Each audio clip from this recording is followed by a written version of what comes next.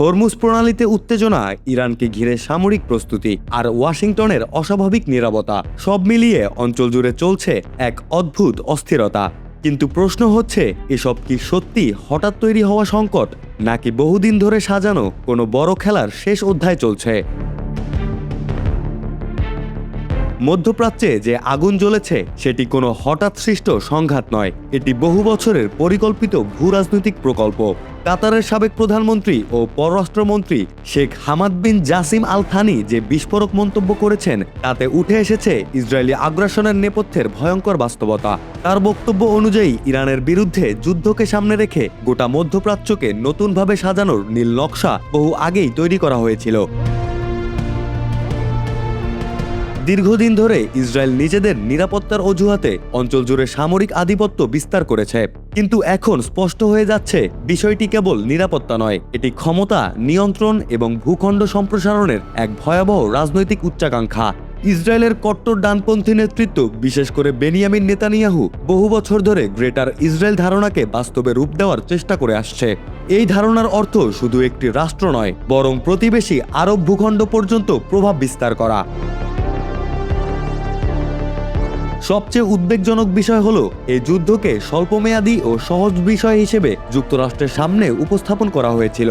শেখ হামাদের ভাষ্যমতে ওয়াশিংটনকে এমন একটি ধারণা দেওয়া হয় যে কয়েক সপ্তাহের মধ্যেই ইরানের সরকার ভেঙে পড়বে।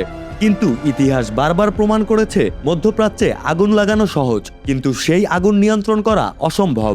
আফগানিস্তান, ইরাক, লিবিয়া সব জায়গাতেই পশ্চিমা সামরিক অভিযানের ভয়াবহ পরিণতি আজও অঞ্চলটিকে তাড়া করে ফিরছে।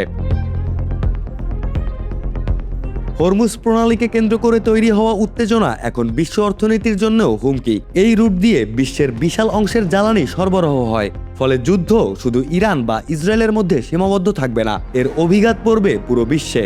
তেলের বাজার অস্থির হবে, অর্থনীতি চাপে পড়বে, আর সবচেয়ে বড় মূল্য দেবে সাধারণ মানুষ। মধ্যপ্রাচ্যের বিশ্লেষকেরা বলছেন, ইসরায়েল দীর্ঘদিন ধরে নিজেদের অবরুদ্ধ রাষ্ট্র হিসেবে তুলে ধরলেও বাস্তবতা ভিন্ন।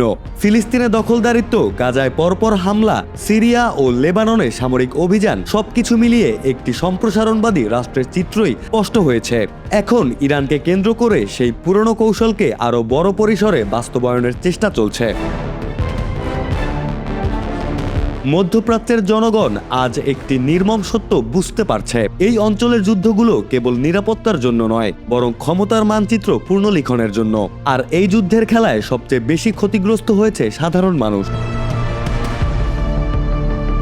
আন্তর্জাতিক বিশ্লেষকরা বলছেন, যদি সত্যি গ্রেটার ইসরায়েল বাস্তবায়নের জন্য অঞ্চল জুড়ে সংঘাত উস্কে দেওয়া হয়ে থাকে, তবে সেটি শুধু আরব বিশ্বের জন্য নয়, পুরো মানবতার জন্য হুমকি।